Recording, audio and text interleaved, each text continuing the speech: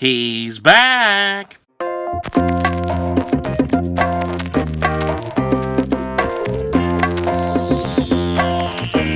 And we are live in color here on the Sports Talk Nation. Michael Cohen here with you. Welcome aboard, everybody. And a lot to discuss this afternoon as Sam Darnold has been cleared for practice. He doesn't also participate and start in the Jets game this weekend against the Dallas Cowboys. So Darnold back in the fold as the Jets limp into this game in their fifth game, week 6, against the Dallas Cowboys at 0-4, and they have been easily one of the worst teams in the NFL so far this year.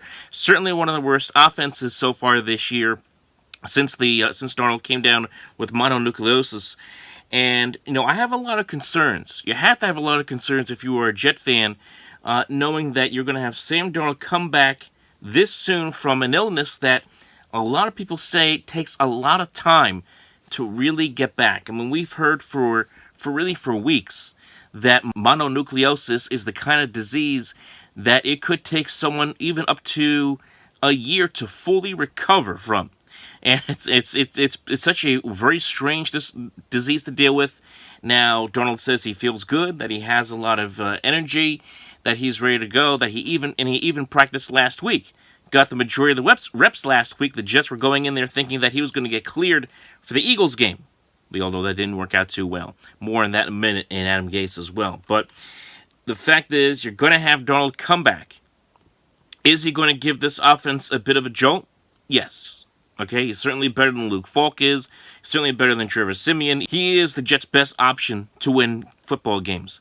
The problem is, the Jets as a team stink. The team around Sam Darnold isn't that good, and especially in the offensive line, where the Jets have had so much inconsistency on that line. You have Kalichi Assembly, who is still battling an injury. He hasn't played. He didn't play last week. Hasn't played in a while. Ryan Khalil's been a major disappointment. You have had so many guys moving in and out of that offensive line. You've had no stability there, and you're going to put a quarterback who is dealing with the disease that still could cause some problems, especially in the spleen area.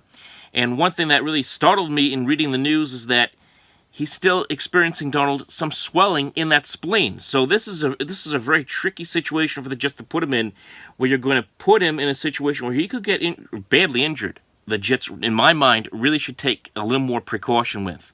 I don't know if bringing back Darnold this quickly. I don't know. The season's gotten away from the Jets here. They're 0-4. They're not going anywhere. But let's be honest, even with Sam Darnold under center, are the Jets going to beat the Dallas Cowboys this week? Probably not. Cowboys are really good against bad teams. The Jets right now are a bad team. Are they going to beat the Patriots in 2 weeks? No.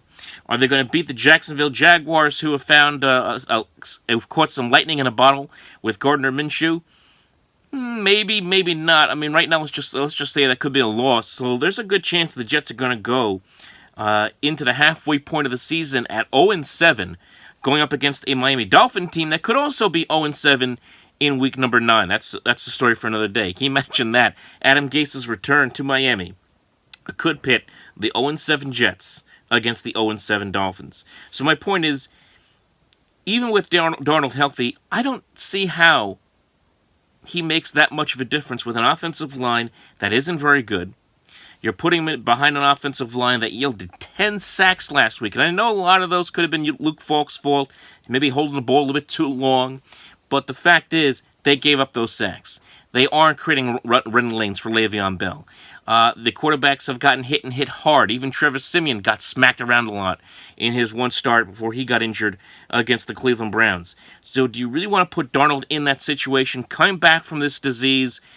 Maybe he isn't exactly 1,000% healthy. Maybe he's about 95% healthy or 90% healthy. Still experiencing, as I said, some swelling in that spleen. Do you really want to put him behind that offensive line? I don't think you do. And you also have a situation where defensively, the Jets have had their issues. Still can't rush the passer. We still don't know if C.J. Mosley is going to be back this week. And this is a Tuesday, the 8th. We still don't know if C.J. Mosley is going to be back for this week's game at linebacker.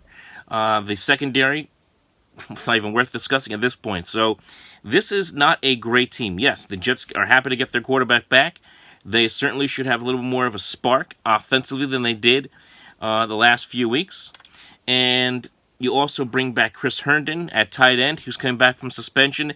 That helps this offense give this offense a little more firepower than it's had, certainly in the last 4 weeks. Is there a little bit of pressure here on Adam Gase? That's a big question right now. Right now, the way Gase is coaching this team, he's coaching like a coach who could be on his way out of town.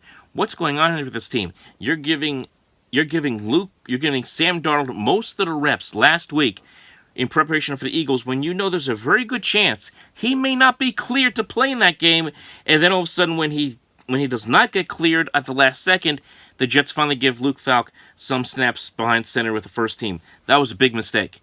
Big mistake by this head coach. And look, did it play a major role in the Jets losing 31-6 against the Eagles? I'm sure it played a role. I don't think it was the reason why they lost. They're just outmanned for that number against a team like Philadelphia. But it just goes to show you this is a head coach that really is struggling to get this team moving in the right direction. You have a team that right now players are already having closed-door meetings with each other 4 weeks into the season. Things are not going well in Jetland. And you have to wonder, and I know a lot of fans want Adam Gase's head on the platter. But I'm going to tell you right now, we are going to learn a lot more about Adam Gase now, moving forward, than we did in the first 4 weeks.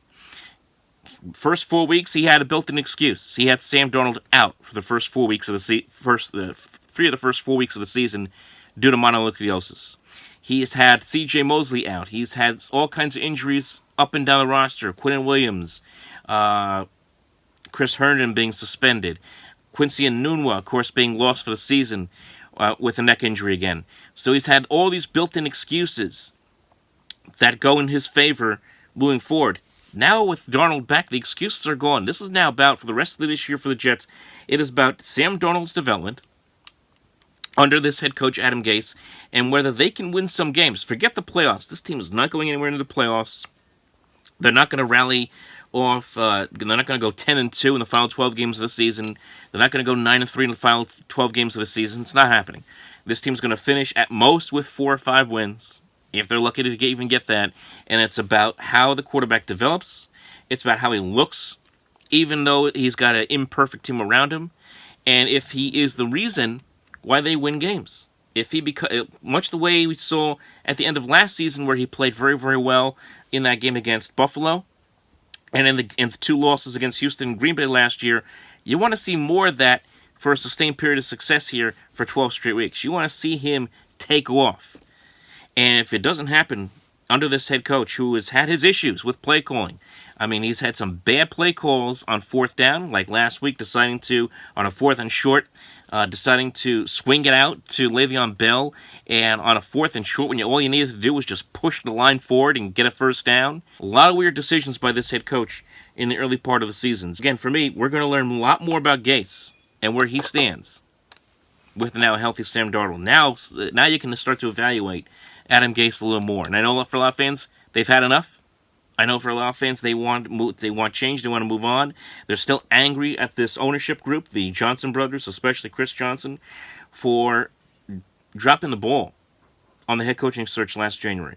And of course, if you want to believe all the reports that Mike McCarthy wanted the job, whether there was any truth to that or not, I have no idea.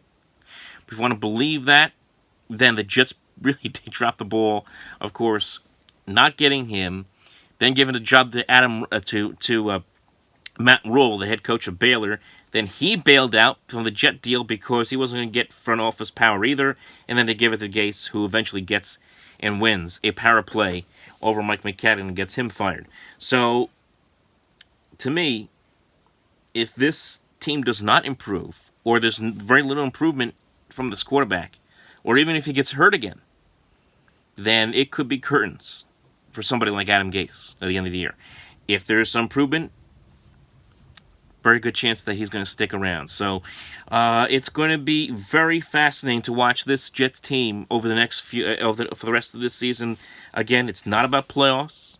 It's not about playoffs. It's about the development of the quarterback, and if they can win enough games to give the front office confidence that they can move forward, going into the next season. Because this season, as far as being competitive is concerned, it's over. It's done. French toast. We'll see what happens on Sunday against the Cowboys. I want to be hopeful. I want to see if this Jet team, can find a way to turn this season around. Just probably not very likely. We'll see what happens against the Cowboys. Hopefully for Sam Darnold, he is able to play well, and hopefully he can stay healthy for the rest of this 2019 season. Remember, folks, you can follow us online on the social media, facebook.com/OpenMicProgram, and as well as on Twitter @OpenMicNJ. And remember, kill that like and subscribe button. We'll talk to you next time.